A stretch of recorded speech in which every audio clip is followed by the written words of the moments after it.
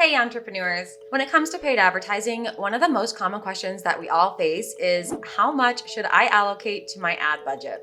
It's a critical question that can significantly impact the success of your campaigns and your bottom line. So why is it so hard to find a straightforward answer to a question that so many business owners are asking? If you give it a quick Google search, you'll find that there's a lot of fluff out there and no clear-cut answer as to how much you should spend on your paid ad. Well, that all ends today.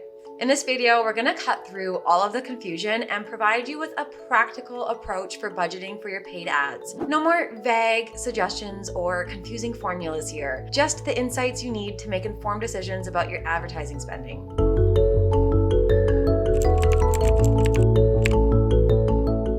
In case we haven't met yet, my name is Chloe and I'm a social media and paid ads expert here at Starter Cookie, or as our CEO likes to call me, the resident brainiac. If there's one thing I get super nerdy about, it's crunching numbers to make sure that our advertising efforts are profitable. So let's get down to business and find that sweet spot for your ad budget. Whenever I plan out our budget for paid ads, I personally like to use a spreadsheet like Excel or Google Sheets so that I can use simple and repeatable mathematical formulas that make it easy to experiment with different numbers and different scenarios. Now, I know you're just as excited as I am to start crunching the numbers, but before you can dive into your spreadsheet, you first need to define your campaign goals. Are you looking to increase website traffic, generate leads, boost sales, raise brand awareness? Your goals are going to influence your budget, so make sure you really clearly define them here. And for the purpose of this video, I'm going to use lead generation as our goal, and we'll base our budget around the number of leads that we want to generate. Here at Starter Cookie, we like to set not just one, but 3 goals. We have our bronze, silver, and gold. And these goals are based on past launches that we've done to help us achieve similar results, better results, or stellar results compared to our previous launches, respectively. Once we know how many leads we want to generate from our paid ads, we can then get to the fun part, which is figuring out how much moolah we need to spend to get those leads, but even more excitingly, how much moolah we'll get from our paid advertising efforts. To get started, we first need to figure out a few important numbers that we'll use in our calculation for our paid ads budget. The first one is our cost per lead. Now, this number can vary depending on a number of things, so I'll get into it in just a second, but in general, at the time of this video, we're aiming for around a $1 to $3 cost per lead.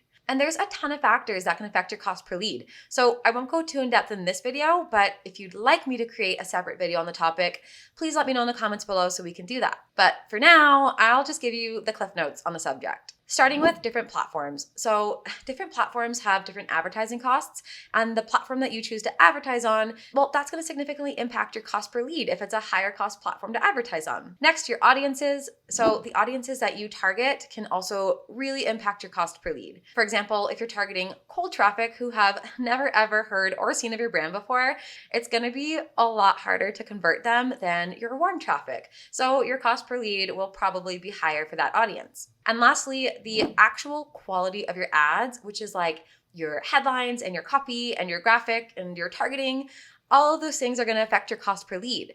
So the better your ads are, the more people will pick up what you're putting down and the lower your cost per lead will be. Now, if you've run a similar campaign before, you might already know or have an idea of what your cost per lead is going to be. Here at Starter Cookie, I look at our past launches and take the average cost per lead from those to give me a better idea of what I think our next cost per lead is going to be. But you can also do research on benchmarks within your industry to see what the average cost per lead is for other advertisers. But I will caution you that this data isn't always accurate because there's such a wide range of factors at play. So with our goal now set, we've got our target number of leads and our predicted cost per lead. And using these 2 numbers alone, we can take a pretty good stab at how much we think we're going to need to spend to hit our target number of leads. So for example, if our cost per lead is $1.50 and we want to generate 10,000 leads, then we would need to spend 10,000 times $1.50 or $15,000. But our budgeting doesn't end there because even though we know how much it would cost us to get those leads, we still want to know if that's going to make us profitable. Nobody wants to spend $10,000 or even $100 on ads and get zilch in return. I mean, I don't know about you, but I can think of so many better ways to burn my hard-earned money. So if we want to know if our ads are going to be profitable, then the next number we need to consider is our conversion rate. This is the percentage of leads that actually convert into buyers. So let's say you get 100 people onto your email list from your lead generation campaign. Of those leads, we need to know how many of them will convert into buyers after we nurture them through our email sequence. If you want more information about how to nurture leads through email, make sure you check out the description to grab our free email list building guide, which gives you the exact email sequence that we use here at Starter Cookie to convert our leads into sales. The average conversion rate across all industries is 1 to 3%. But for my budgets, I always use a 1% conversion rate to give myself a more conservative estimate of how profitable our ads are going to be. The last thing I want to do is overpromise and underdeliver when I'm building out an ad budget. The next number we need to determine for our budget is our customer acquisition cost. This is how much it costs us to acquire a customer, which is really important because we never want to spend more per customer than we'll make from getting their business. We calculate our customer acquisition cost by dividing our total advertising budget by the number of new customers acquired. I'll show you an example of how to calculate this later on when we begin plugging our numbers into our spreadsheet. Moving on to our average cart value. We need to determine the average dollar amount of each sale for this campaign. For example, let's say we're running a lead generation campaign with the ultimate goal of selling our customer a $300 product. In this instant, our average cart value is $300. The rest of the numbers we'll need to include in our budget are the total launch value, net profits, and return on investment, or ROI. But to explain those to you, it's easiest if we just start to plug all of the numbers into our spreadsheet so I can show you how we calculate them. All right, let's start to put those numbers to work. If we want to generate 10,000 leads at a cost per lead of $1.50, we need to spend $15,000. Now, with a 1% conversion rate, we should expect to convert 100 of those people into buyers. Our customer acquisition cost should always be lower than our average cart value. That's because we want to make sure we aren't spending more to acquire a customer than we can make from them. To calculate our customer acquisition cost, we simply need to divide our total advertising budget by the number of sales we expect to get.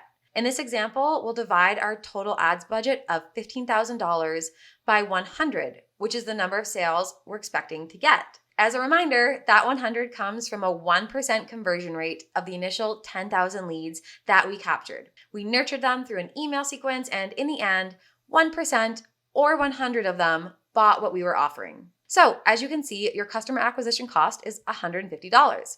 And since our average cart value is $300, we are well within our means of being profitable. So we know we're profitable, but how profitable are we? Well, let's look at the next three numbers here. Our total launch value, our net profits, and our ROI, or return on investment. Our total launch value is the total dollar amount of sales we generated from the campaign. With 100 buyers paying $300 for a product, that makes our total launch value $30,000.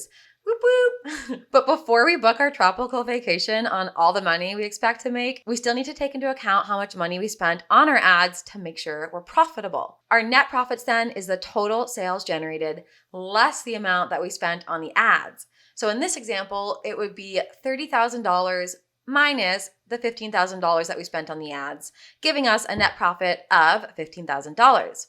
And finally, our ROI is our return on investment.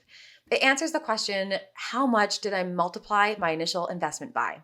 And it's calculated by dividing our net profits, or our total sales, by the amount that we spent. In this scenario, if your net profits were $15,000 and you spent $15,000 in this campaign, then your ROI is 1x, which is just breaking even. But you still need to consider the lifetime value of your customer. So perhaps it's not just this one offer that they're going to get via email. Maybe down the road you'll have another offer and there'll be an opportunity for them to spend more money with your business. Over time, let's say 6 months, a year, even 2 years, the lifetime value of the customer will rise and you will make your money back on the campaign. So as long as you at least break even on the first campaign, there's a very good chance that your campaign will be profitable in the future. And if you're still with me, I want to discuss a few very important things with you before you can make your final decision on how much you should spend on your paid ads. And that's scaling your campaign, plus a few expert tips and insights to consider before finalizing your budget. Now, I know you're thinking, if it's profitable, I'll just dump all of my money into these ads and be rich in no time. Well, while you'll definitely want to scale your profitable ad campaigns, I recommend slowly increasing your budget until you notice your cost per lead starting to increase to the point of your campaign no longer being profitable. You need to remember that even though you may have unlimited money to pour into your campaign, Each platform has a limit on how many people are willing to click on your ad. And not to get too nerdy on you, but the way the algorithms work is they'll look for the lower hanging fruit first, the people who are statistically most likely to click on your ad. So while your initial cost per lead may be really promising, but as you deplete the supply of low hanging fruit, you'll get fewer clicks on your ads, even if you're spending the same amount, which drives your cost per lead up. So as you scale, it's crucial that you really closely monitor your campaign to make sure it's still profitable. Now, I wish it was always so black and white, but the truth is there are so many numbers of factors that can impact your campaign. For starters, you might discover that your conversion rate is significantly lower for cold traffic generated through paid ads than it is for your existing email list. Once you've captured a new lead and added them to your list, they might not convert after that first offer. And it could take them months, even a year of nurturing that lead through email to ultimately convert them. You also need to consider how big of an impact your cost per lead and conversion rate is going to make. Just watch how drastically the numbers in your formula change as you input a slightly higher cost per lead and a slightly lower conversion rate. That's why whenever I make our paid ads budgets, I always use the highest possible cost per lead that we should anticipate and the lowest possible conversion rate. Moreover, depending on your industry, some platforms may just have a higher cost per lead, but they might also have a higher conversion rate. Take LinkedIn, for example. The average cost per lead is astronomically higher than other platforms, but the quality of the leads is so much better. So that could give you a much higher conversion rate. So no matter where you're running your ads, I definitely recommend starting with a small test budget to find out what your cost per lead is going to be and your conversion rate before you dump your wallet into your ad campaign.